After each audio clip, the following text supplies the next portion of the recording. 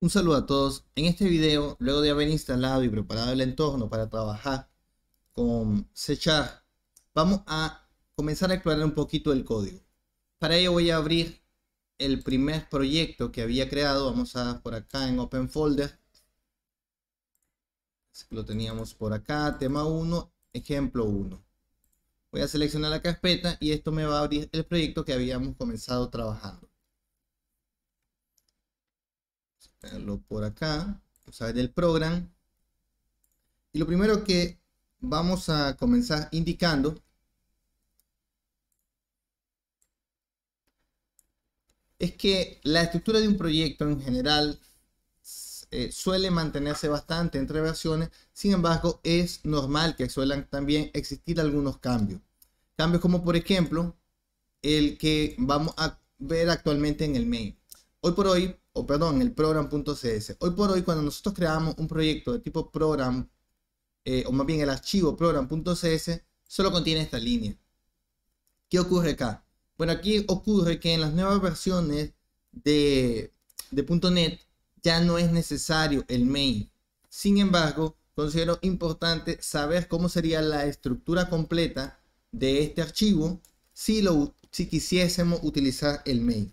Pues bien, ¿cómo nos quedaría un archivo como este si usáramos el main? Lo primero que tendríamos que decir es que deberíamos comenzar con un espacio de nombre. Vamos a poner por acá un espacio de nombre que luego un poco más adelante vamos a comprender mejor qué son, pero por ahora nos basta decir que un espacio de nombre es algo que va a englobar todo el contenido del archivo. Luego, dentro de este espacio de nombre, deberíamos de crear una clase. Vamos a crear una clase que, aunque no es el momento de entrar en detalle en qué son y demás, por cuestiones de mostrar cuál sería la sintaxis, voy a crearla.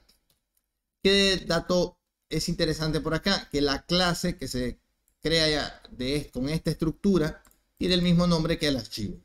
Eso por ahí nada más. De momento no quiero entrar en más detalle. Y luego tendríamos el método main finalmente. Se crea con la estructura public static in main y recibe un arreglo de parámetros. Lo abrimos llaves por acá, la cerramos por acá. Y por aquí al final pues pondríamos un return 0. Entonces esta sería la estructura que hasta hace algunas versiones solíamos ver en un programa cuando lo creábamos. Es decir, de lo que teníamos antes, que solo estaba en este fichero prácticamente esta línea, que es lo que se hace en las versiones actuales a partir de las 6 aproximadamente. Estamos en la versión 8 de .NET, 7, 8, bueno, dependerá de cuál hayamos instalado. La 7 es en este momento la oficial, la 8 es la que está en desarrollo, llamémosle así. Entonces, esto era lo que normalmente teníamos al crear un proyecto. De ahí que si vemos ejemplos o algún material que es de versiones anteriores, veremos que si el program, este sería su contenido. O algo muy similar a esto. Es decir, había un espacio de nombre, había una clase llamada program y había un método llamado main. Y aquí adentro del main es donde escribíamos nuestro código. Hoy por hoy bastaría con poner esta única línea. Otro detalle interesante es que también aquí había que decir qué librería extra se querían o se quieren utilizar. Por ejemplo, se hace acá utilizando un using. El using es el equivalente al include, por ejemplo, de C, o al import de otros lenguajes, y permite decir quiero utilizar esta librería extra en mi proyecto. En nuestro caso, o en los proyectos de .NET, una de las librerías más comunes es la librería System. ¿Por qué no necesito ponerlo tampoco? Porque por acá, en el ejemplo 1.cs project, tengo habilitado esto que se llama implicit using. Es decir, implícitamente él detecta qué using, según el tipo de proyecto que estoy haciendo, yo debería tener incluido. Y con eso él me los va agregando. Si esto yo lo deshabilito, vamos a poner disable. Y por ejemplo, quito este using, voy a notar que tengo ya errores. Si tengo un error por acá y tengo un error por acá. ¿Por qué? porque estas dos palabras o estas dos clases, en realidad serían clases, forman parte de este espacio de nombre, el espacio de nombre system. Entonces, si yo quiero utilizar esto que tengo por acá, el string, o quiero utilizar este console, pues necesito obligatoriamente poner el using. Si yo no me quiero preocupar de esto y quiero que él los vaya incluyendo solo, al menos los más básicos, pues yo tendría que habilitar por acá o dejarlo a como está en enable el using, y por ello vemos que ahora aquí esto se ve como un color más apagado, indicando que no se está usando en realidad. Entonces esta sería un poco la sintaxis que tendríamos en este momento. A partir de acá pues, el código se construye y se ejecuta igual. Hacemos un .NET Build. Esto lo que hace es compilarlo. Entonces vemos que se compila exactamente igual que cuando teníamos el código, que solo era esta pequeña línea. Vamos a esperar que termine ahí la compilación. Vemos que todo bien. Y si lo ejecutamos con un .NET Run, vamos a dar un instante que esto termine. Pero ahí está. Vemos que igual imprime el resultado. ¿Qué forma utilizar? En realidad pues va a depender un poco de gustos. Las dos formas son válidas. Por ahora solo quería mostrar la similitud o cómo se hacía antes, porque puede ser que en algún material vean de esta forma el programa. Sin embargo, vamos a optar en este momento por una cuestión de ir comprendiendo el lenguaje, por hacerlo de una manera más resumida, que sería únicamente con esto. Él entiende que como es el único código, o todo el código que está acá equivaldría al código que debería ir en el main. Vamos a hacer algo. Vamos a agregar un poquito más de información a este código. Vamos a utilizar otra clase que es la console.readline. Sería una clase, un método, una función, como le solíamos llamar. Esta función sirve para poder leer desde la terminal, porque es algo que todavía no hemos hecho. Entonces vamos a leer desde la terminal y se utiliza esta función. Esto retorna un valor, en realidad retorna una cadena, y las cadenas las vamos a guardar en unas variables de tipo string, para que le vamos a llamar datos.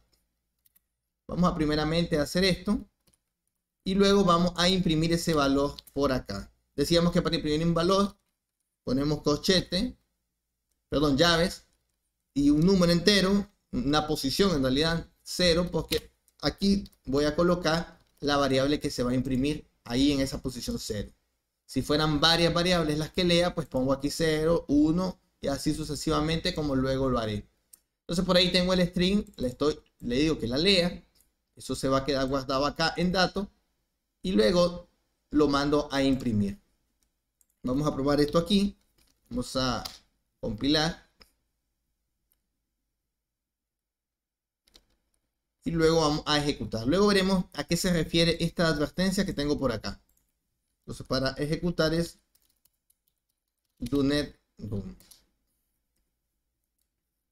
Igual le damos un tiempo.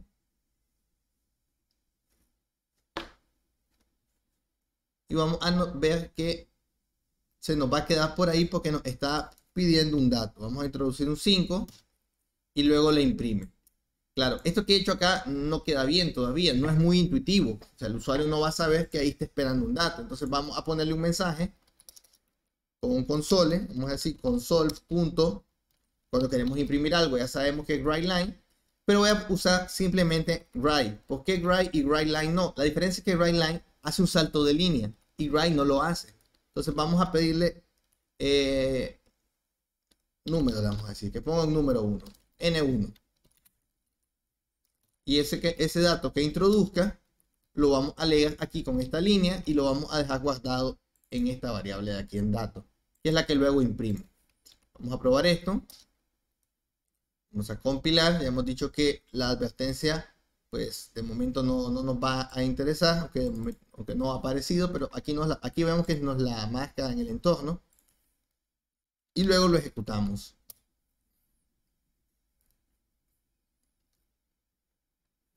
Esperamos un poco.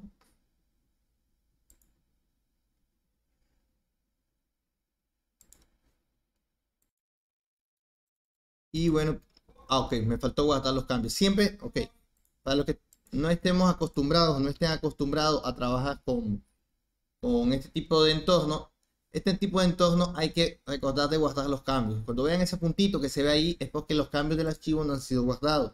Entonces con control S lo guardamos.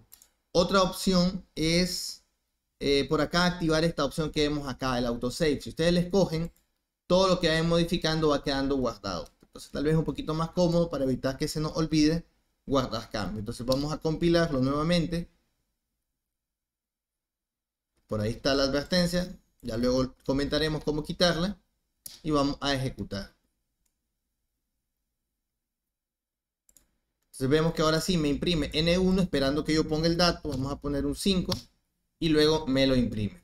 ¿Qué pasa si quiero pedir dos datos? Bueno, vamos a hacer un código que, por ejemplo, sume dos valores. Entonces vamos a decir que vamos a tener por acá N1, lo vamos a guardar en dato 1. Vamos a copiar esto mismo una vez más. N2 y lo vamos a copiar, a guardar, perdón, en dato 2. Y luego tendríamos que hacer la suma. Vamos a decir que el resultado va a ser igual a dato 1 más dato 2. Y aquí vamos a imprimir el resultado. Y vamos a ver lo que va a ocurrir. Entonces vamos a primero compilar esto. Me habla ahí de un par de errores. Obviamente son este y este que vemos que se están marcando. No son errores, en realidad son advertencias. Y lo vamos a ejecutar.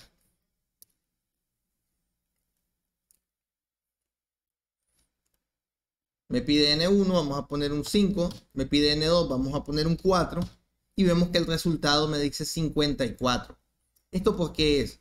Es importante entender que acá, cuando yo hago un readline, esto me devuelve una cadena de caracteres, que de ahora en adelante le vamos a llamar string, un string, una cadena. Entonces, esto me va a devolver un string y por eso lo guardo acá. Esto devuelve un string que lo guardo acá. Si yo sumo dos strings, el resultado va a ser la concatenación de los dos strings. Es decir, introduje un 5, introduje un 4, el resultado será un 54. Porque los dos datos se pegan. ¿Qué tengo que hacer entonces yo para tener el resultado que en realidad espero? O sea, aquí yo tendría que tener un entero y convertir estos dos datos a entero antes de sumar. Entonces haríamos un in.parse pasándole por parámetro la cadena y aquí también in.parse pasándole por parámetro esta otra cadena. Y aquí sí, ya tanto dato 1 como dato 2 serían primero convertidos a enteros. Y una vez convertidos en enteros, se sumarían y el resultado sería un entero. Vamos a probar esto.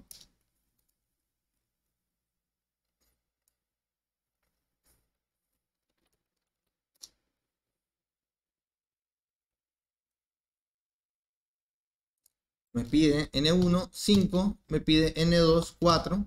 5 y 4, 9. Muy bien, entonces, de esta manera pedimos información.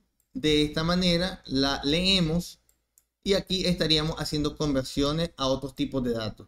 Así como tenemos int, tenemos los demás tipos de datos. Puedo hacer float.parse, doble.parse, todo ello para poder convertir de cadena, que es lo que me devuelve siempre que yo llamo a readline, me va a devolver una cadena.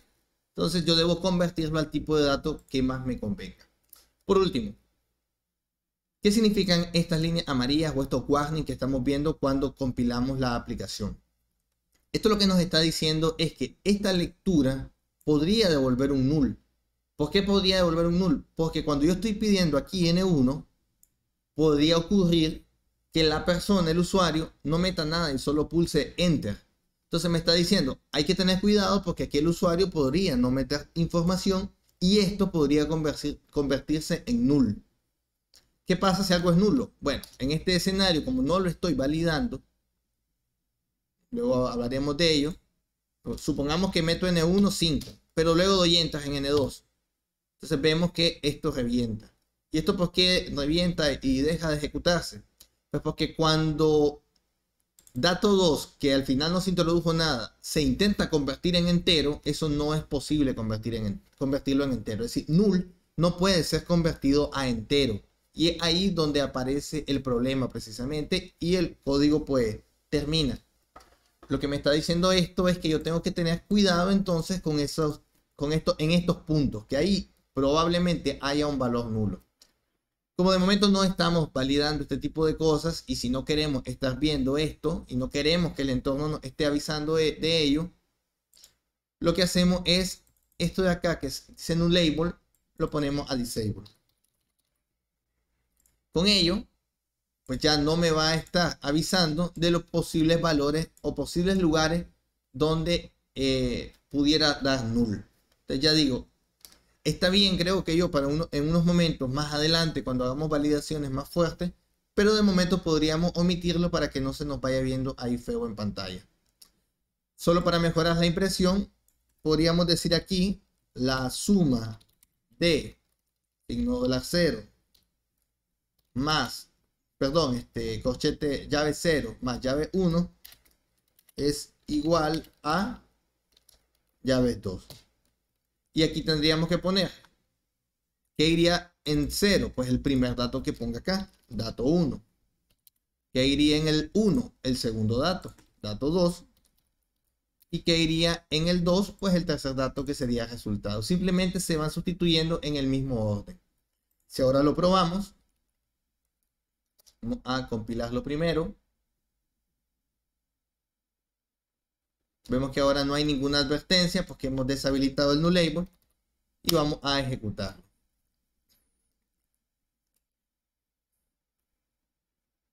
Vamos a meter 5, 4 y vemos que ahora nos dice la suma de 5 más 4 es igual a 9.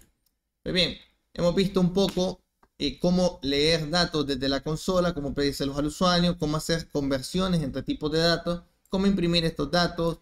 Hemos trabajado en este fichero entendiendo qué significa el nullable, lo hemos dejado deshabilitado.